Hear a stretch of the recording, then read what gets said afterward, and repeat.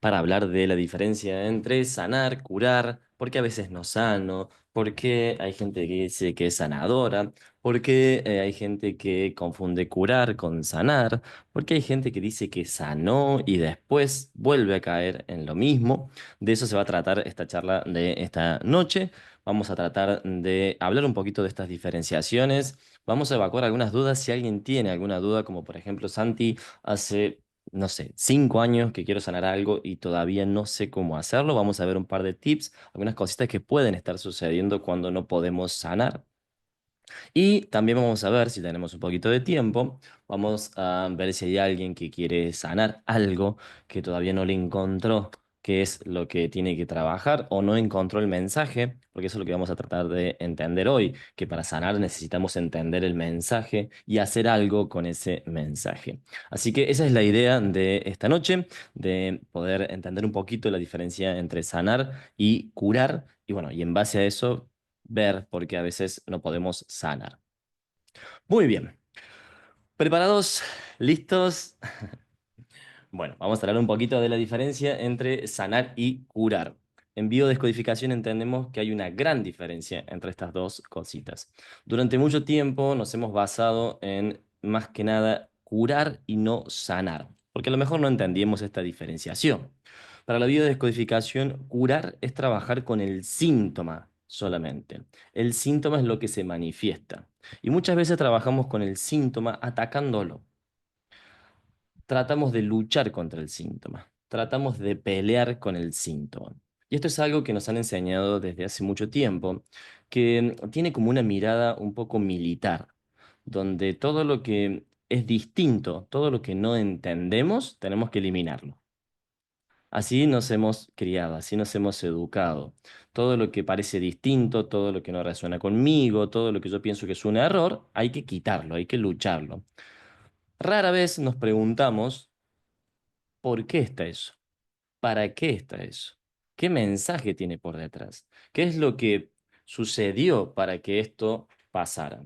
Y ahí es donde la biodescodificación hace este otro gran aporte, que no trabajamos con el síntoma, sino que usamos el síntoma como un GPS para ver qué es lo que hay que sanar. Cuando yo descubro qué es lo que hay que sanar, en realidad voy a estar descubriendo que hay algo en mí que no tuvo coherencia, hay algo en mí que sucedió y no lo supe gestionar, hay algo en mí que en algún momento lo viví de tal o cual manera, y eso fue la causa de que después se genere el síntoma que quiero erradicar. Entonces, sanar comprende que yo entienda la causa y que haga algo con la causa. Cuando yo hago algo con la causa, el síntoma desaparece por consecuencia. ¿Qué suele suceder en esto? Cuando yo trabajo la causa, tengo que trabajar los tres aspectos que reúne cualquier conflicto. Los tres aspectos son cómo estoy pensando, qué emoción está ligada a ese pensamiento que no he gestionado y el cuerpo físico. Cuando hablamos del cuerpo físico, cuando hablamos de decodificar una enfermedad o un síntoma, recuerden que un síntoma también puede ser un patrón de conducta, una repetición de hechos o de escenarios, puede ser una reacción como una ansiedad o un trastorno como una ansiedad o una depresión. Todo eso son síntomas. Todos tienen una causa. Y aunque algunos pensemos que no se manifiestan como una enfermedad, para la biodescodificación sí es algo que me incomoda. Es un conflicto que necesito resolver. ¿Qué quiere decir esto? Que todo lo que se considere un conflicto para la biodescodificación es un síntoma. A lo mejor alguien me puede decir eh, que tengo un conflicto con mi padre. Yo en realidad no siento que tengo un conflicto con mi padre. Mi padre es lo más lindo del mundo, es increíble, es la mejor persona. Mi padre lo tengo en un altar, es lo mejor que me pudo pasar. Y conflicto quiere decir que a lo mejor basado en ese concepto, estoy buscando hombres que sean como mi padre porque lo tengo idealizado. Y ahí empiezo a buscar hombres que nunca llegan a la altura de mi padre y como los estoy comparando constantemente, no puedo relacionarme con una pareja. Eso sería un conflicto, eso sería algo a resolver. Ese conflicto no se manifiesta en un síntoma físico, pero sí es algo a resolver. Y ese conflicto también tiene una causa. También tiene un pensamiento, como esto que idealizo a mi padre, una emoción que hace referencia a un orgullo, a una necesidad de sentirme como me siento como con mi padre, porque ahí también aparecen algunas cositas. Mi padre puede ser un excelente padre, pero lo mejor no es una excelente pareja. Y ahí es donde yo elijo parejas según el perfil de mi padre, pensando que mi padre o que mi pareja me va a tratar como mi padre me trata a mí. Y ahí empiezan a aparecer estos conflictos en biodescodificación. Lo vemos en un módulo que se llama triangulación. En esa triangulación es la relación que tenía papá, mamá y tenía conmigo esa relación, o qué relación tenía conmigo. Si yo entiendo que para sanar tengo que trabajar con estos tres aspectos, ya la cosa cambia. ¿Y por qué cambia? Porque en realidad, si yo tengo que trabajar con estos tres aspectos, no puede haber alguien que me sane. Yo tengo que sanar. Sí puede haber alguien que me ayude a sanar, pero nadie me puede sanar. A diferencia de que alguien sí me puede curar. Sí alguien puede curarme, pero no puede sanar. Curarme es quitar el síntoma. Pero si yo quito el síntoma sin trabajar la causa, ¿saben qué suele suceder? El síntoma vuelve. Y si el síntoma no vuelve porque ya no tiene ese órgano, va a ser expresada esa emoción en otro lugar. Por lo general, la medicina esto le llama o metástasis o remisión, o perdón, o ay, no me sale el nombre, o recidiva, perdón, recidiva, que vuelve el síntoma, o le puede decir también síntomas causados por tal enfermedad. Claro, como te quitamos no sé, un riñón, es obvio que ahora tengas problemas urinarios y que el otro riñón no dé abasto. En realidad es porque no encontré la causa. Y mi biología siempre quiere resolver, siempre, siempre. Entonces suele suceder muchas veces que yo trabajo el síntoma, lucho contra el síntoma, pero no entiendo el mensaje. Por ende, para sanar, necesito entender el mensaje. Nadie, absolutamente nadie, sana si no entiende el mensaje. ¿Qué fue lo que causó ese síntoma? Cuando yo descubro qué fue lo que causó ese síntoma, aparece lo que denominamos conciencia activa. ¿Qué es la conciencia activa? La conciencia activa es que como yo soy consciente ahora, tengo implícita la acción de hacer algo. La conciencia sin actividad, solamente la conciencia no sana. Seguro les ha pasado a muchos de ustedes que saben que tienen que trabajar, saben que tienen que perdonar, saben por dónde viene el conflicto, pero bueno, no hacen nada. Entonces, eso es una toma de conciencia muerta. Queda solamente en el pensamiento, no queda en la acción. Por ende, si no pongo acción, claramente que no voy a dejar de tener el síntoma.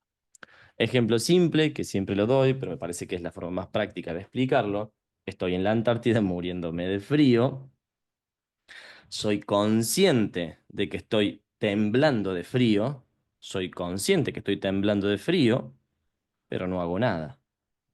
Si no hago nada, por más que sea consciente, voy a seguir temblando de frío. Ahora, soy consciente que, que estoy temblando de frío, busco un abrigo, busco un refugio, hago una fogata y de esa manera ya tengo conciencia, acción y como hice algo, dejo de sentir frío. Y como dejo de sentir frío, dejo de temblar de frío. Así pasa con todos los síntomas. En estos casi 9 años de experiencia en sesión, han pasado muchísimas personas por mis sesiones. Y muchísimas de ellas han sanado y muchísimas otras no. ¿Y por qué no han sanado? Porque todas salieron de la sesión entendiendo cuál era el mensaje, qué es lo que teníamos que trabajar. Pero después cada uno decide si realmente quiere ser responsable de eso y trabajarlo o no. Y ya vamos a ver ahí qué suele suceder. Entonces, para sanar es necesario tomar conciencia activa. De nada sirve la conciencia. Si la conciencia no lleva implícito la acción, no tiene sentido. Ahora, en esa acción es donde está la diferencia. Porque hay personas que con muy poco toman conciencia, cambian el punto de perspectiva de la situación que están viviendo, se desapegan de la emoción y se acabó. Al día siguiente, si tienen una alergia, no la tienen más, si tienen una celiaquía, no la tienen más, o si tienen alguna adaptación o enfermedad, empieza su proceso de regeneración y en una semana, 2 meses, 3, 4, lo que cada adaptación demande, ya están sanados y curados. Pero hay otros casos y hay otras veces donde la intensidad de una emoción es tan fuerte o el anclaje negativo es tan fuerte que necesita un acompañamiento, necesita un trabajo que a lo mejor yo sé que tengo que perdonar a cierta persona para dejar de tener esta pancreatitis o esta inflamación de la vesícula. Yo sé que tengo que hacer ese acto. ¿Cómo? No lo sé, pero sé que lo tengo que hacer. Y si sé que lo tengo que hacer, aunque no sepa el cómo, ya es conciencia activa, porque el cómo lo voy a buscar. Durante casi 3 o 4 años, yo sabía que tenía que perdonar. No sabía cómo hacerlo. A mí me demandó 3 años perdonar una situación que viví en mi vida. Busqué libros, leí libros de espiritualidad, hice limpieza chamánica, hice registro, hice astrología, hice péndulo, hice todo lo que había en el mercado de la espiritualidad, en el mercado del coaching. Todo eso lo hice. Y en base a que hice todo eso, 3 años después pude perdonar. Pude entender que el perdón no era una acción que beneficiaba a otra persona, no era una acción que hacía de que la otra persona no tuviese las consecuencias que tenía que tener, que bajo ningún punto tenía que ver el perdón con otra persona, sino que tenía que ver conmigo, y que en realidad lo que yo aprendí es que por detrás de perdonar hay que aceptar y soltar. Pude perdonar, pude aceptar y pude soltar, pero les comparto que hace 2 meses atrás me di cuenta que había perdonado, había aceptado el hecho, pero no había aceptado una cosita que tenía esa situación. ¿Y saben qué sucedió hace 2 meses atrás? Cuando me enteré de una información, mi biología recordó ese hecho y mi biología me volvió a adaptar mis amígdalas, que en ese momento era mi conflicto. ¿Qué podría haber hecho yo en aquel momento? Que en realidad lo hice, ¿no? Primero fue enojarme conmigo por decir, ¿qué fue lo que no aprendí? ¿Qué fue lo que no descubrí si yo ya había pasado esta situación? Pero claro, no me di cuenta que había un mensaje que todavía no había escuchado, que todavía no había entendido. Y ahí es donde está esta gran diferenciación entre curar y sanar. Cuando yo sano y soy consciente del proceso y ese síntoma regresa, a pesar de que al principio me puedo enojar, después puedo entender el mensaje. Y al entender el mensaje me quiere decir que todavía hay algo que tengo que seguir trabajando. Entonces, cuando yo tomo conciencia y cuando yo empiezo a trabajar, yo sé que hoy, mañana de acá a 2 meses o a 3 años, lo voy a revertir, voy a sanar, porque mi cuerpo me ayuda en ese proceso. Mi cuerpo quiere que yo esté bien. Bajo ningún punto de vista, mi cuerpo quiere que yo esté mal. Esa es una idea que nos han metido de que tenemos células anárquicas, enfermedades autoinmunes, que mi cuerpo me ataca, que hay un desequilibrio hormonal, que hay... Todo eso tiene una causa. Que nosotros no lo entendamos, problema nuestro. Para hacer estos cambios necesitamos tener lo que se denomina inteligencia de cambio. ¿Qué es la inteligencia de cambio? La inteligencia de cambio es entender que todo cambio inicia en mí y termina en mí. La inteligencia de cambio hace referencia que para que algo cambie, no puedo esperar nunca, jamás que cambie el entorno. Soy yo quien toma las decisiones. No es culpa del gobierno, no es culpa de mi pareja, no es culpa de mi trabajo, no es culpa de la sociedad, no es culpa de la época o la generación en la que vivo. Nada de eso es culpable de que yo esté como estoy. Influye, obvio que influye, pero yo tengo el poder absoluto de tomar decisiones y generar cambios. Esto en biodescodificación le llamamos a esto pasar de víctimas a maestros. Cuando yo soy un maestro de mi vida, yo decido por cada una de las cosas que me suceden. Y no decido qué cosas me suceden, sino cómo reacciono ante esas cosas. Porque yo no puedo elegir no tener un accidente, no puedo elegir no toparme con una persona estafadora, no puedo elegir nada de eso, pero sí puedo elegir cómo actuar ante esas situaciones. Y cuando yo elijo cómo actuar ante esas situaciones, cómo gestionar mis emociones ante esas situaciones, es lo que me va a dar a mí la respuesta para ver después si eso se transforma en un conflicto o en una situación pasajera. La idea es que se transforme en una situación pasajera y no en un conflicto que se mantenga en el tiempo. Lo que hace que se mantenga en el tiempo son mis pensamientos que una y otra vez traen esa situación. ¿Y por qué la suelen traer una y otra vez? Porque esa situación no tiene solución.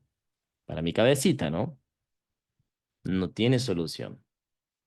Porque muchas veces la solución es la que yo creo que tiene que ser, no la que es. Ahí vamos a sumar, en esta inteligencia de cambio, pasando de víctimas a maestros, algo que me han preguntado en algunas charlas o en algunas sesiones. Si, por ejemplo, viene una persona que tiene un labio leporino, que tiene obviamente dividida la parte de su paladar, que tiene un brazo menos o le falta una pierna, que tiene enanismo, por ejemplo, ¿esa persona puede sanar? ¿Qué piensan ustedes? ¿Que esa persona puede sanar? Pónganme ahí en comentarios. Una persona que tiene enanismo, ¿puede sanar? Una persona que tiene eh, un labio leporino, que tiene la fractura de su labio, ¿puede sanar esa persona? Sí, sí, muy bien, muy bien, sí, por supuesto.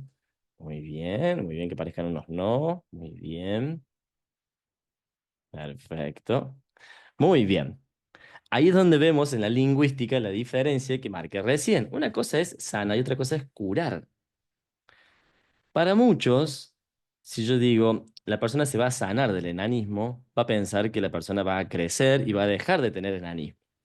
Pero como ya lo vimos al principio, sanar es entender el mensaje que está por detrás para que esa situación deje de ser vivida como un conflicto.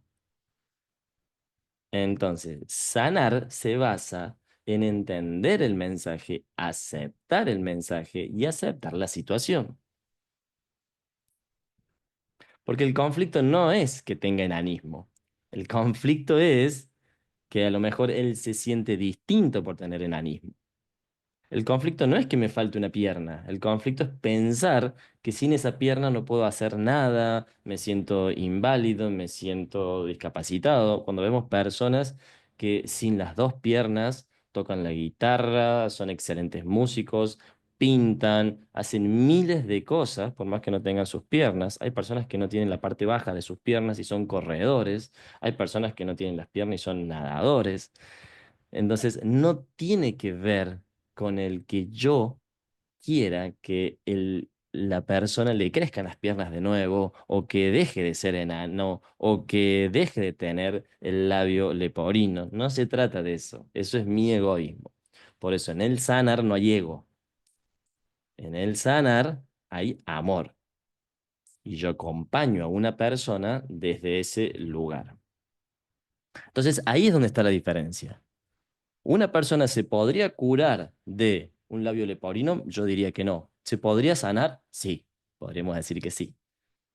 ¿Una persona se podría curar de enanismo? No, la biodescodificación entiende que no. ¿Se podría sanar? Sí. Hago este ejercicio para que se pueda entender la diferencia entre curar y sanar. No son lo mismo. Por más que pensemos y creamos que es lo mismo, no es lo mismo curar que sanar. Ahora, vamos a ver que hay personas que, a pesar de tener condiciones físicas muy distintas a la mía, por ejemplo, gozan y encuentran la felicidad. Cuando yo, con todas mis extremidades, con todo mi cuerpo, mi salud, con todas las partes de mis cuerpo, de mis órganos, a lo mejor no la puedo encontrar. Entonces, muchas veces también confundimos que para ser felices debemos sanar.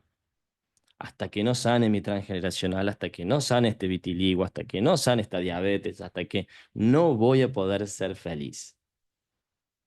Y confundimos los conceptos. La felicidad es un estado, es una elección. Yo elijo ser feliz.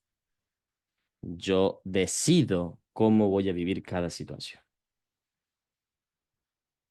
Por ende, ¿puedo no haber sanado algo y ser feliz? Sí. Puedo no haber sanado algo y ser feliz. Porque la felicidad no está ligada al no sanar. Ahora, claramente que a mayor nivel de sanación, mayor nivel de plenitud voy a tener. Mejor me voy a sentir, más voy a disfrutar, pero no es condicional. Ya dijimos que para sanar tengo que tener inteligencia de cambio. La inteligencia de cambio, hablado en términos generales, la inteligencia de cambio tiene muchas otras cositas más por detrás, pero la principal es entender que el factor de cambio está en mí. Si yo cambio mi forma de pensar, voy a cambiar mi forma de sentir. Si cambio mi forma de sentir, voy a tener síntomas distintos. Puede ser que yo esté con una depresión, entiendo que yo soy el responsable de salir adelante, que tengo que buscar ayuda. Hay algunos trastornos que necesitan ayuda y necesitan acompañamiento, y eso ya es una acción. Hay personas que me pueden decir, Santi, yo estuve en un ataque o en un trastorno de depresión, y en ese momento no te dan ganas de pedir ayuda, no te dan ganas de buscar nada, no te dan ganas de que nadie te hable, buscas encerrarte, buscas quedarte aislado. Sí, yo lo sé porque también lo he vivido. Pero hay un momento, hay un punto en el que también soy consciente que en este estado no puedo estar mucho tiempo y empiezo a buscar ayuda. Y ahí es donde aparece también esta acción, esta conciencia de acción. Soy consciente que solo de esto no voy a salir. Entonces empiezo a pedir ayuda. Y cuando empiezo a pedir ayuda, por más que suele ser incómodo, por más que me dé vergüenza, por más que sea orgulloso o orgullosa, acepto que necesito ayuda. Y ahí empiezo un cambio. Lo otro que tengo que entender para poder sanar es que debo respetar el proceso. Esto, dentro de las 7 leyes universales, se denomina la ley de gestación. Dentro de la bio lo atribuimos a los procesos en los cuales mi cuerpo, cuando empieza un proceso de regeneración, tiene un tiempo y no puedo renegar de ese tiempo. Esto es como querer ir al gimnasio, me anoto la primera clase y a la semana siguiente me enojo porque no tengo el cuerpo fitness que me dijo la instructora que iba a tener. Sigo teniendo estos 15 kilos de más y la instructora me dijo que yo los iba a bajar y ya va una semana y no veo ningún resultado. Eso sería igual que cuando nosotros empezamos un proceso de sanación y no nos tenemos paciencia en ese proceso. Y como muchas veces es tan sutil el cambio que hacemos, muchas veces no es tan notorio porque son pequeñas cuotas o pequeñas dosis que a lo largo hacen un gran cambio, muchas veces no tomo conciencia de eso. Y como no tomo conciencia, interrumpo el proceso. No me tengo paciencia. Digo, no veo resultados. Hace no sé cuánto que vengo con esto de la diabetes y ya trabajé en esto, trabajé en lo otro, trabajé en aquello y al final no veo resultados. Y a lo mejor el resultado es entender que de las 20 cosas que hice, una me funcionó un poquito. Y en vez de concentrarme en ese poquito que hice con una, me concentro en las otras 19 que no me sirvieron. El ser humano tiene una capacidad de siempre fijarse en lo negativo que en lo positivo. Y esto es muy alimentado por la sociedad en la que vivimos, en la queja. Una de las grandes cosas que nos generan autodestrucción es la queja. Y yo no me doy cuenta muchas veces que todo lo que me quejo de lo externo, también me quejo de lo interno, o sea, de mí. Por eso, como yo me hable, va a ser como yo me trate. Y como yo me trate, va a ser como yo me sienta. Entonces, es muy importante el diálogo interno que tengo. Si yo respeto ese proceso, entiendo que en algún momento, y tengo la certeza absoluta que en algún momento lo voy a poder sanar. Por ende, segundo punto, necesito respetar el proceso. Acá es donde la bio también nos ayuda mucho, porque dependiendo cuál sea el órgano afectado, dependiendo cuál es el síntoma, el trastorno, la conducta, yo puedo entender que hay adaptaciones o síntomas que son de bloqueo y de desbloqueo, que son rápidas, son inmediatas. Y hay otras que son de hacer masa y reducir masa. Hace un tiempito atrás tuvimos dos charlas, una que hablaba de celiaquía y otra hablaba de tumores de ovarios. En la de celiaquía veíamos que desde la biodescodificación es un conflicto de bloqueo y desbloqueo. Desde que Mari descodificó, al poquito tiempo ya ella empezó a consumir gluten sin ningún problema, porque su biología entiende el concepto de bloqueo y desbloqueo. Ahora, en el caso de Pau, que ella descodificó lo que es un tumor de ovario de 5 centímetros, pasó por un proceso en 2 días de mucho dolor y pasados 5 o 6 días el tumor desaparece. Pero el tumor había hecho masa y después reduce masa. Por ende, tiene que hacer un proceso en mi biología para regenerar esos tejidos. Esto es como cuando me caigo, me fracturo un hueso y lleva un proceso de regeneración los huesos. Nosotros en biodescodificación entendemos que hay algunos órganos o algunos tejidos, como los músculos, los ligamentos, los huesos, los tendones, que son de lenta regeneración. Eso quiere decir que son los que más tiempo nos llevan regenerar. Y otros tejidos que son más fáciles de regenerar, tejidos blandos, los tejidos glandulares, los tejidos de mucosidad, los epitelios. Esos tejidos se regeneran más rápido. Ahí es donde, teniendo un poquito de conocimiento de biodescodificación, puedo entender ese proceso, puedo entender por qué ahora me duele, por qué ahora tengo fiebre, por qué ahora me dan vómitos, diarrea y por qué ahora ya me siento mucho mejor. Si yo entiendo ese proceso, que lo vemos como la ley bifásica del doctor Hammer, ahí puedo entender cuánto tiempo me va a demandar esta reparación. Bien. Y también otra de las cosas que suele suceder cuando yo no puedo sanar es que en realidad tengo un beneficio por detrás cuando tengo este síntoma. Eso es de lo más común que he visto en sesiones y en mi experiencia. Uno de los beneficios, por ejemplo, de una persona que fue a descodificar celiaquía, esta persona entendió, descubrió cuál era su conflicto con el gluten, hizo consciente del proceso, hizo consciente de la emoción, fue consciente del mensaje, pero como ella quería bajar de peso y consideraba que las harinas eran malas y que las harinas le hacían subir de peso, claramente que a pesar de que pudiese entender el mensaje, había un beneficio por detrás de no comer gluten o no comer pan. Y había un justificativo válido, que cada vez que iba a algún lugar y había pan, ella decía que era celíaca, por ende no consumía pan. Y de esa manera ayudaba a controlar su sobrepeso para lo que ella consideraba. Eso es un beneficio. Otro beneficio es que desde el momento que una persona tuvo cáncer de mama, que tiene mucho que ver con la relación y la comunicación con los hijos, desde el momento que esa persona tuvo cáncer de mama, sus hijos empezaron a preocuparse más por ella. Por ende, ¿sería lógico dejar de tener ese cáncer de mama?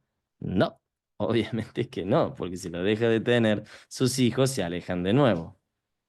Entonces hay un beneficio por detrás de eso. Entonces, muchas veces las personas no sanan porque tienen un beneficio por detrás. La persona que es hipocondríaca, la persona que se vive enfermando o que tiene muchas enfermedades, uno podría decir es una persona que está mal, pero no, en realidad esa persona tiene un gran beneficio por detrás. Tiene atención, tiene cuidado y probablemente esa persona de pequeña, como los casos que he atendido, solamente era vista por sus padres que trabajaban y tenían otros hermanos que atender y tenían muchas actividades. Esas personas solamente eran vistas cuando estaban enfermas, eran cuidadas cuando estaban enfermas, eran reconocidas, abrazadas, mimadas cuando estaban enfermas. ¿Qué va a desarrollar su cerebro? Cada vez que quieran atención, su cerebro va a decir, busquemos alguna enfermedad, alguna adaptación. A ver si de esa manera tu marido ahora, la gente del trabajo, tus amigas o quien sea, quien yo quiera buscar esa atención, se acerca. Entonces, todo tiene un mensaje por detrás, que no lo entendemos. Hay muchas personas que no pueden sanar porque tienen un beneficio escondido por detrás. Eso es algo que también podemos ver. Porque como ese beneficio forma parte de algo que está en mi inconsciente, muchas veces yo no me doy cuenta de eso. Muchas veces yo no me doy cuenta. No me doy cuenta que tengo una resistencia a los hombres o una resistencia a las mujeres también, porque hay algo por detrás que me da beneficio cuando estoy soltero o soltera. Y aunque quiera estar en pareja, hay algo que me da mucho beneficio estando soltero o soltera. Y a lo mejor yo no soy consciente de eso, porque está muy en mi inconsciente, pero mi inconsciente sí lo sabe. Entonces ahí es donde voy a buscar cuál es ese beneficio que me está dando esta situación, por lo cual me impide avanzar en lo que realmente quiero. Esas son las cositas que pueden evitar o impedir que sane. Tenemos muchas otras cosas más. Estas son como las generales para ver si les resuena alguna, por si alguien está en algún proceso de sanación y siente que hay algo que no puede terminar de resolver o de descodificar, podemos hacer hincapié en estas tres cositas.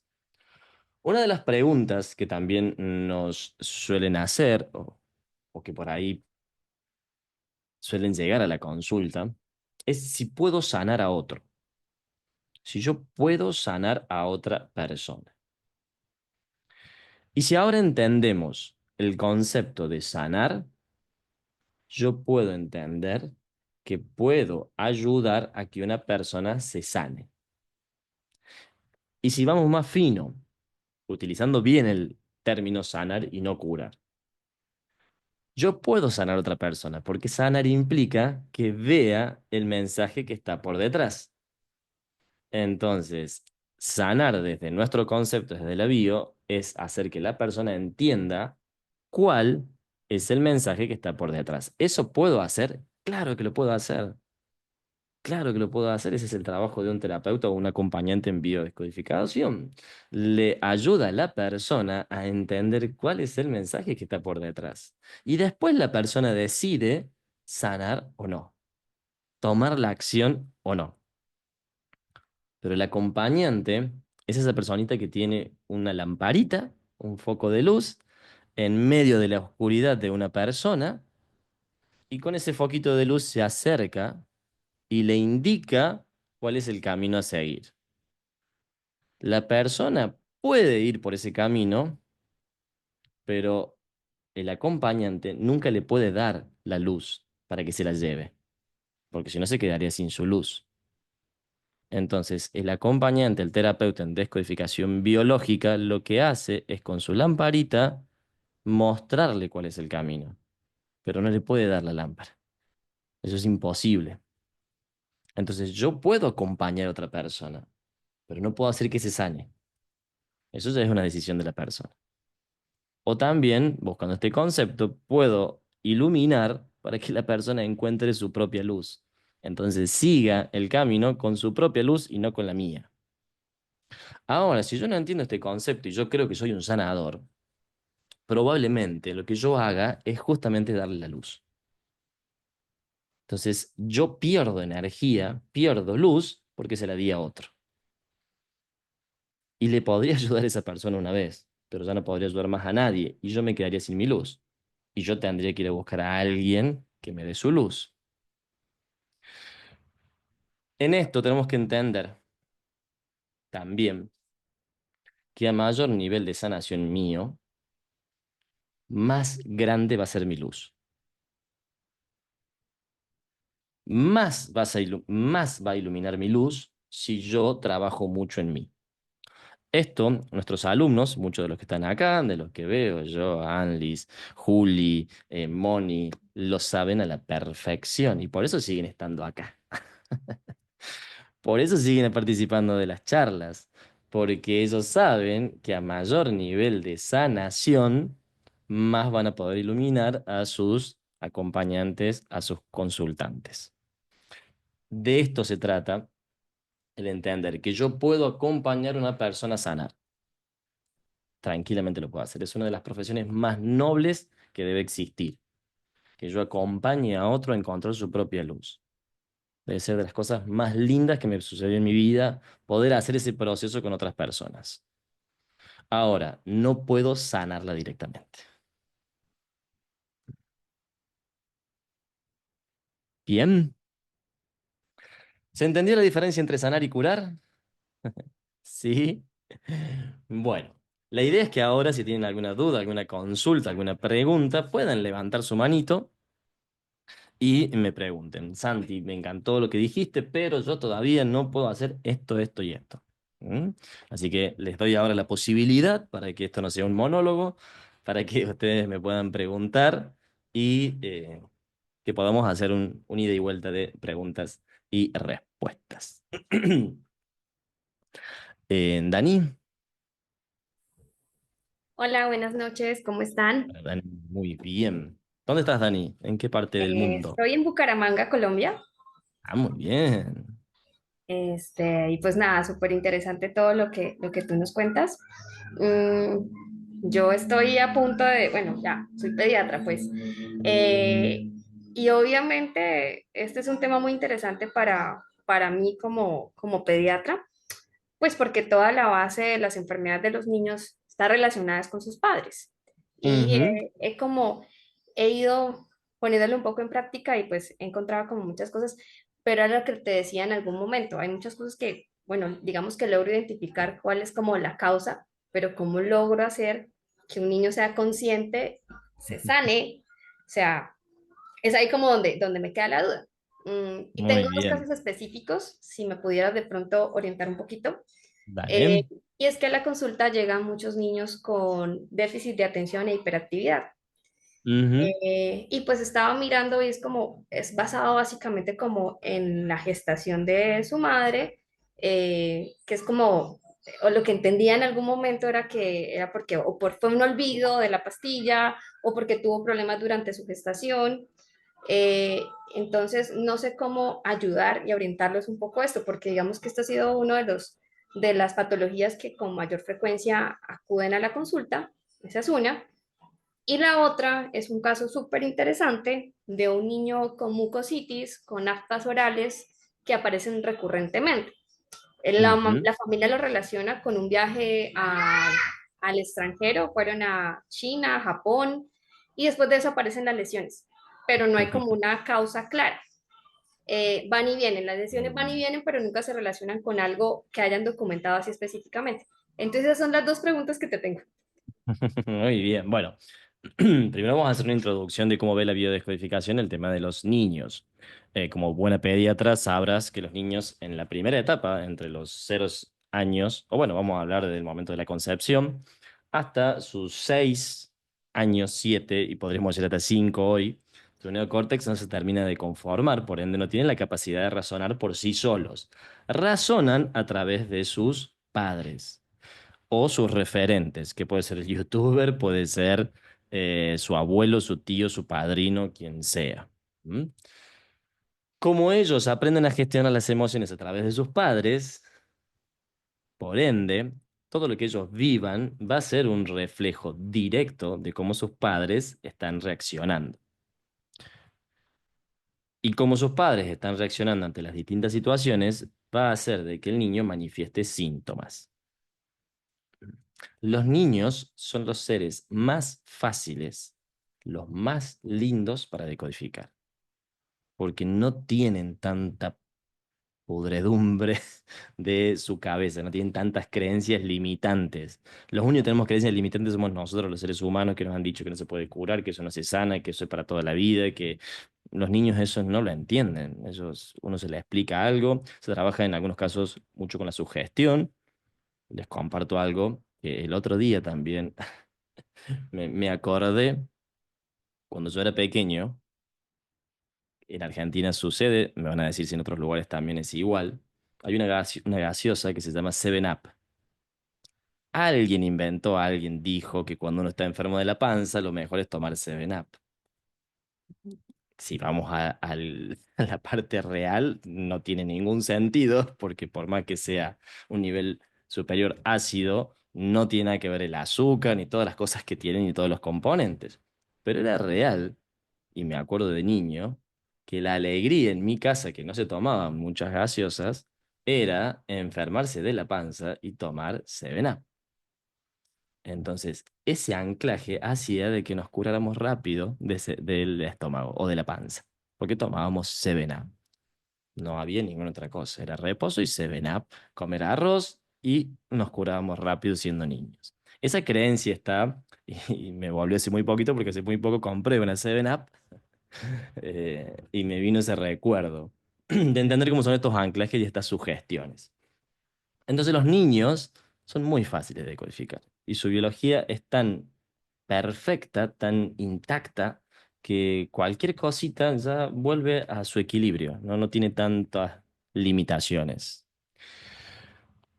Dentro de esto, Dani, hay dos cosas a tener en cuenta.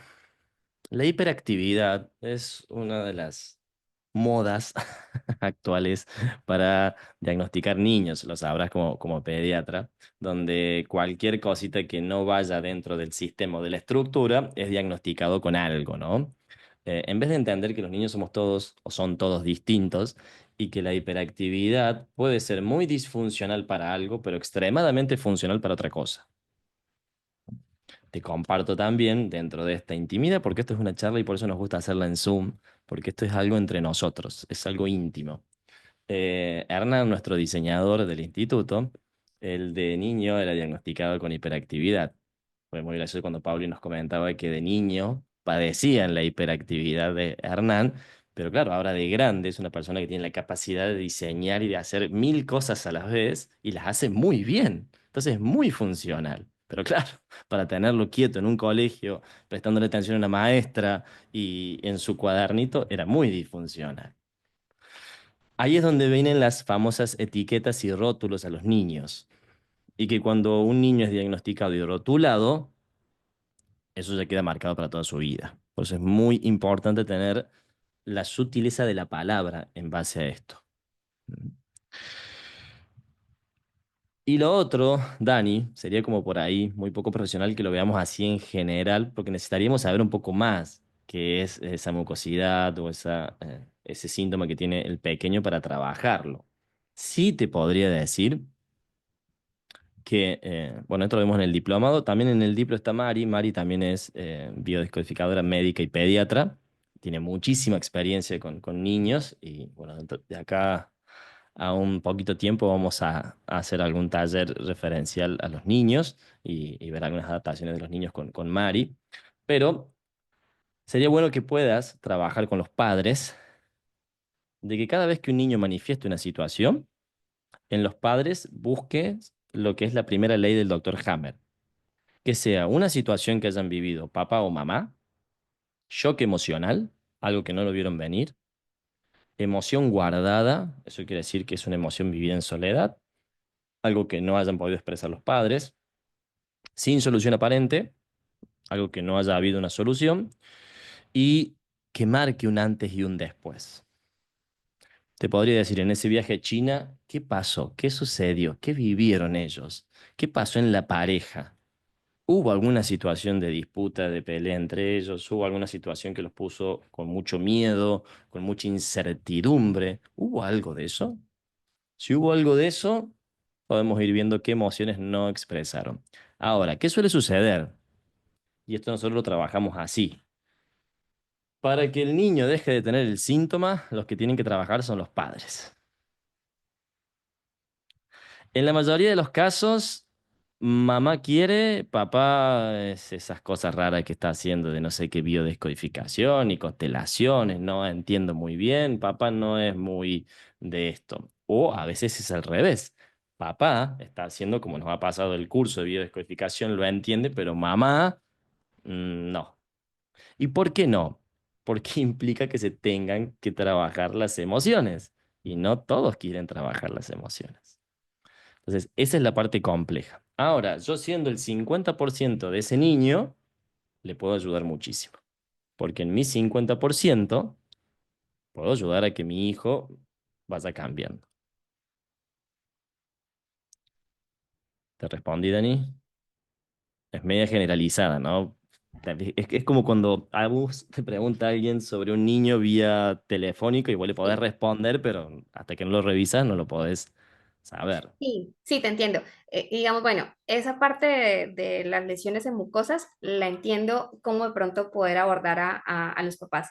El que me queda la duda es cómo hacer con los niños que tildan de hiperactivos, porque igual, digamos, si tienen como sus momentos, también depende de su edad también. Ujú. Pero sí, digamos, cómo poder orientar a los papás en ese sentido, porque es que llegan muchísimos, muchísimos casos. O sea, yo igual les digo, mira, tu hijo no es hiperactivo, o sea, tiene cierto grado de actividad y es mejor que sean así a tener que estarlos arriando, ¿sí? Pero Ujú. sí orientarlos un poco porque también, digamos que los papás terminan frustrándose porque no saben cómo manejarlos y termina habiendo más bien como violencia psicológica. Entonces es como no sé cómo poderlos como orientar. Y yo pues Mira, ya estoy lo inscrita acabas, al diplomado, pero pues quisiera como saber. muy bien, perfecto. Mira, recién lo acabas de decir, los padres no saben cómo. Ese es el tema. Los padres tienen que saber cómo trabajar con un niño hiperactivo, como los padres tienen que saber cómo trabajar con un niño que es síndrome de Down, como los padres tienen que trabajar con un niño que tiene un retraso mental. Ahora, no lo van a devolver al niño que tiene un síndrome de Down, retraso mental o una hiperactividad. Ahora, ¿qué sucede? Es distinto y lo distinto nos hace mal, lo queremos cambiar. Entonces, las herramientas es descubrir qué es el beneficio de ese niño. Si un niño es hiperactivo, lo que tiene que hacer es actividad. Todo el tiempo tiene que estar haciendo actividad. Todo el tiempo tiene que él estar creando, haciendo, diciendo, buscando. Si esa hiperactividad no le permite el sueño, que para mí es lo único que tendría que decodificarse y trabajarse más, eso quiere decir que el niño no duerme bien, está todo el tiempo alterado, está todo el tiempo activo, ahí sí, Dani, desde mi experiencia, buscaríamos situación en que el niño en el vientre materno tuvo una situación que a mamá le hizo sentir que podía perderlo. O que mamá constantemente está revisando si el bebé está bien.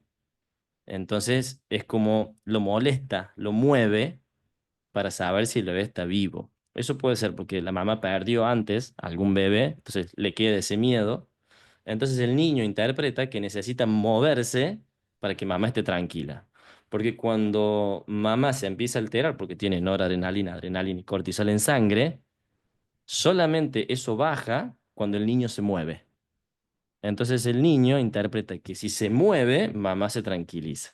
Es como decir, mamá, acá estoy, acá estoy, acá estoy, acá estoy, acá estoy, salta, grita, acá estoy, acá estoy, acá estoy, acá estoy, demanda mucho de mamá. Entonces, si descodificamos esa situación, le hablamos al inconsciente del niño, esto se llama hipnopedia, también lo vemos en la formación, le hablamos al inconsciente del niño y le explicamos, mamá ya está tranquila, ya sabe que estás bien, no necesitas moverte, no necesitas hacer nada de estas cosas. Lo estoy hablando muy por encima, ¿no? Porque en la hipnopedia no usamos la palabra no, pero te lo estoy diciendo así medio general. Em, Podés relajarte, podés disfrutar de la vida, podés disfrutar de estar tranquilo. Todas esas cositas se ven y se trabajan. Pero esos son algunos de los factores. En el diplomado tenemos una parte que se llama embarazo y parto. En embarazo y parto vemos todos estos conflictos que pueden generar en el niño después una conducta dependiendo cómo fue el embarazo y cómo fue el parto. Bien, ahí te habilité vuelta. Te entiendo. Muchas gracias. Y digamos, la última duda. Ahí también, Bien. digamos, la mamá debe también manejarse, o sea, la mamá tiene que hacer conciencia de esto y tiene que también sanar. Bueno, Sí, la mamá tiene que saber ese miedo, porque si ese miedo sigue estando, si... Esto suele suceder mucho cuando empiezo a trabajar con la persona, empiezo a hablar, y cuando la persona empieza a recordar ese momento, se le viene la emoción. Cuando se le viene la emoción es porque la emoción está ahí. ok. Distinto es a alguien que cuente una historia y dice, no, yo me acuerdo que en ese momento tuve mucho miedo y la pasé muy mal. A diferencia de, no, me acuerdo que, uf, el miedo que sentí, uy, mira, se me pone la piel de gallina.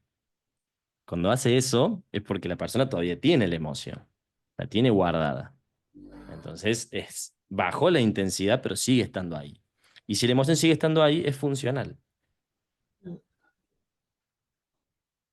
Bien, Muchas gracias. un placer, Dani. Lupita, y actívate tu audio.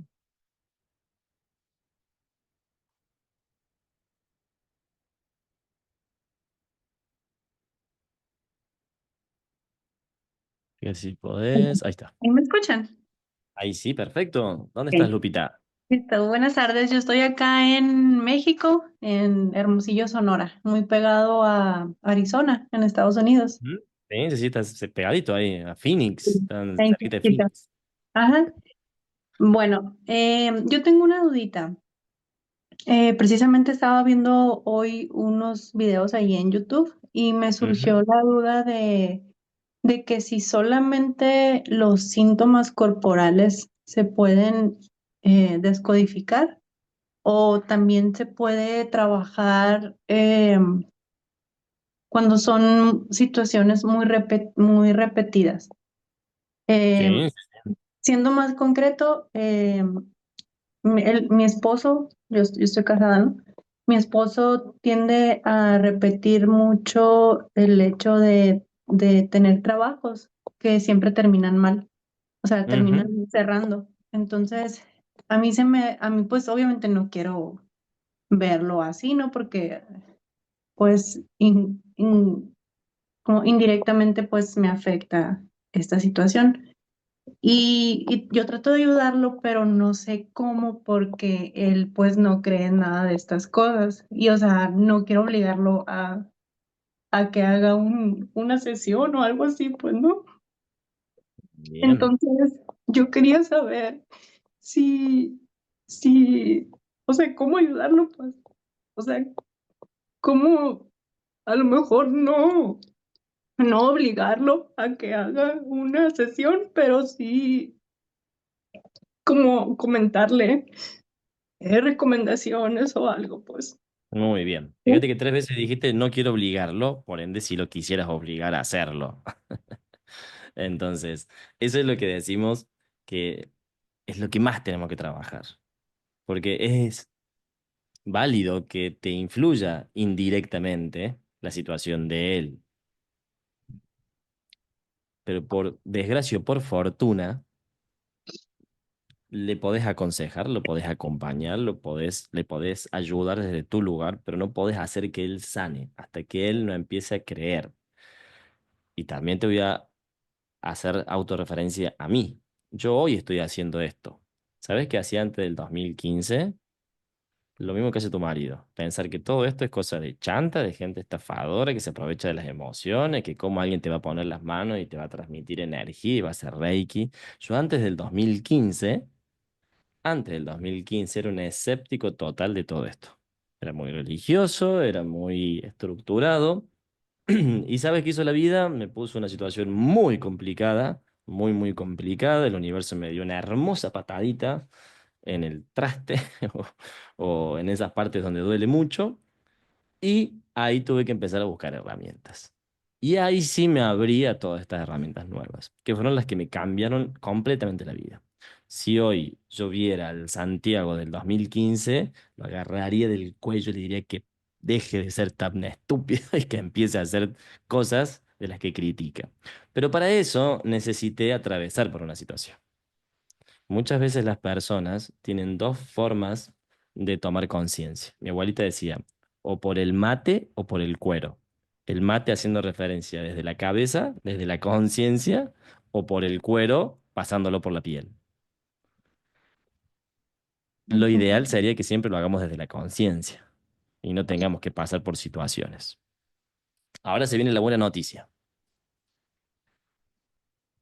Lo que tu marido tiene que solucionar refleja en lo que vos también tenés que solucionar. ¿Qué quiere decir esto? Que si mi marido tiene conflicto con el trabajo, yo también estoy reflejando conflictos con la abundancia o el dinero. Entonces, no puedo hacer nada por él directamente, pero sí puedo hacer indirectamente.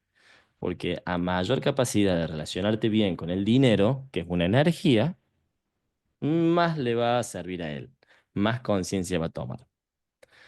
Y cuando él pueda ver cambios en vos, por esto que estás haciendo, por lo que vos estás sanando, va a atraer, te va a preguntar, ¿qué estás haciendo? ¿Por qué?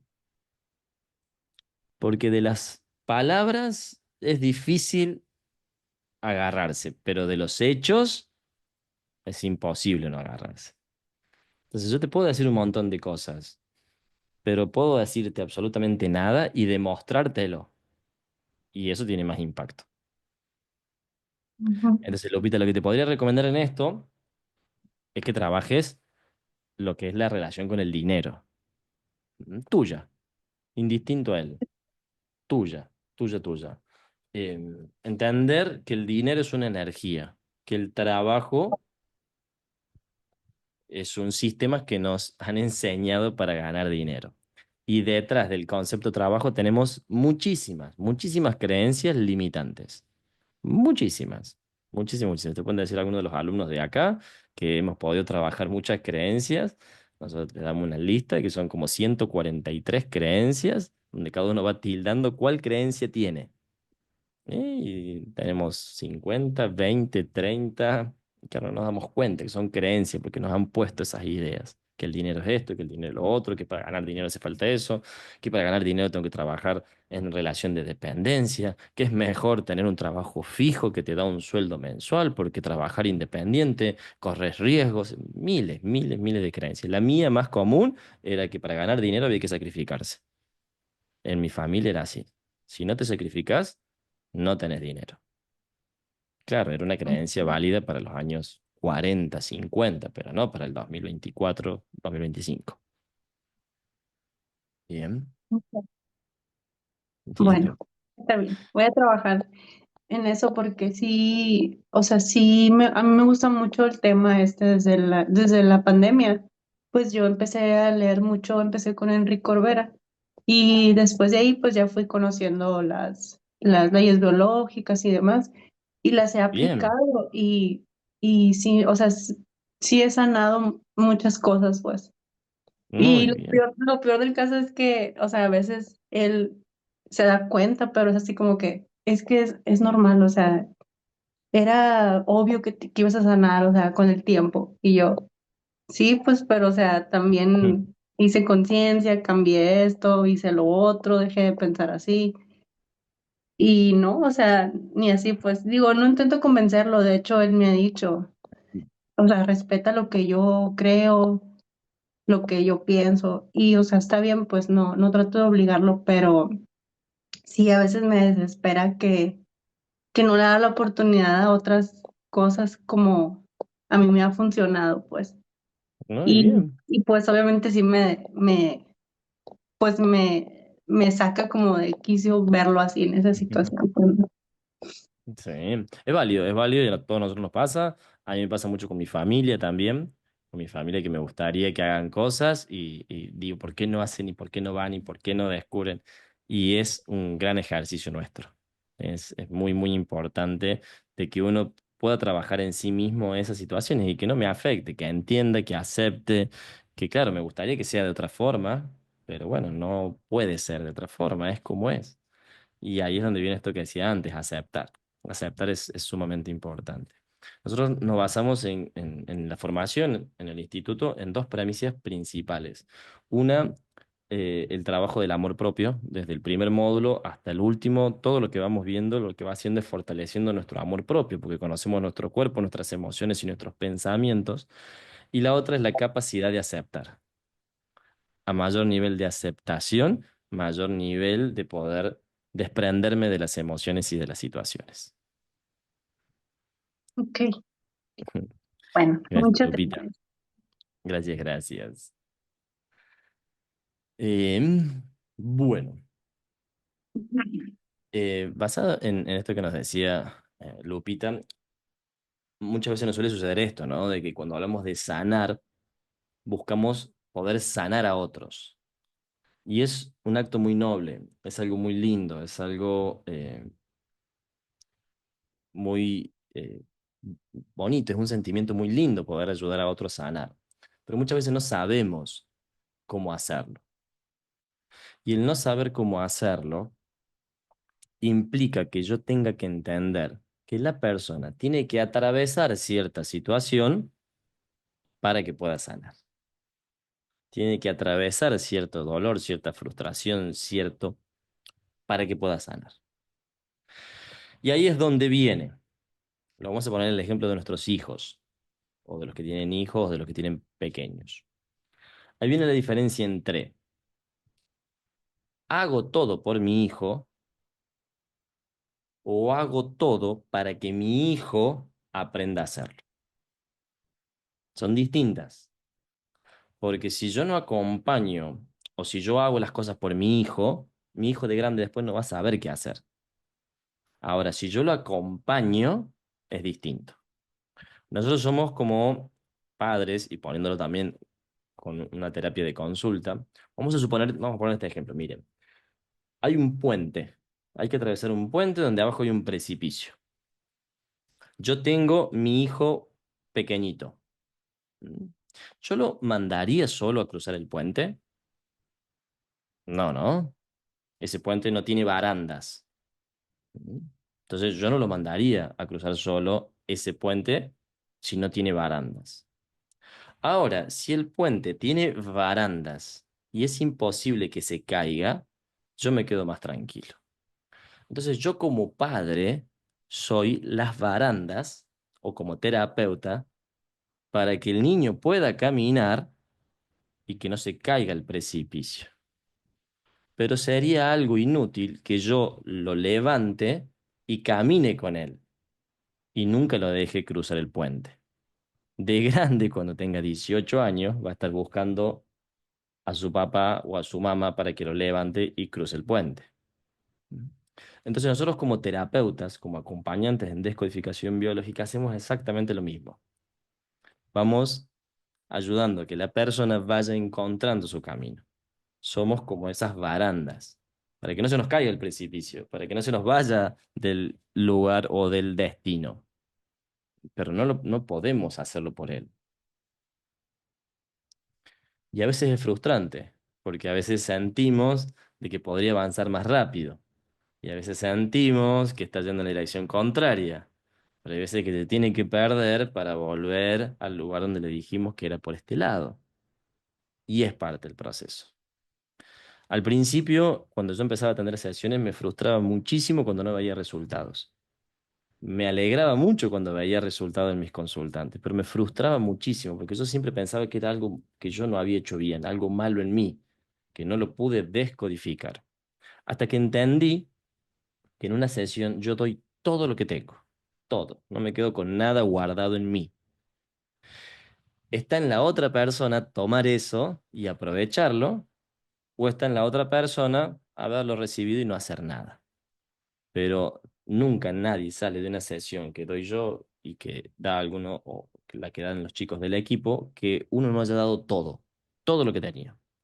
Y todo lo que yo tengo para la otra persona, por más que para mí sea poquito, para otra persona puede ser muchísimo, muchísimo, muchísimo. Entonces me ayudó a relajarme a mí cuando empecé a tener mis sesiones, porque entendí que yo no tengo la responsabilidad de sanarlo, pero sí tengo la responsabilidad de dar todo de mí en una sesión. Y eso a mí me relajo. Y ahí me empecé a dar cuenta que hay mucha gente que sanaba porque quería.